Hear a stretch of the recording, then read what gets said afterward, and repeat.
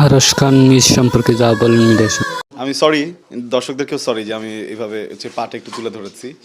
এটা আমার হচ্ছে গিয়ে লাইফে কেনা দ্বিতীয় বুট। হ্যাঁ, এবার উপরে চলে আসেন। এই বুটটার আগে আমার একটা বুট ছিল, যেটা আমি 2016 সালে কিনেছিলাম। বুটটা কিনেছিলাম অ্যাপেক্স থেকে। অ্যাপেক্সে হচ্ছে আপনার তখন ওই বুটটার উপরে প্রায় 70% অফ চলছিল। হ্যাঁ, হয়তোবা তখন ধরেন বুটটার টেম্পারের তো একটা ব্যাপার থাকে, বা ধরেন একটা তো সময়সীমা থাকে, সাইজের ব্যাপার থাকে বিভিন্ন শোরুমে।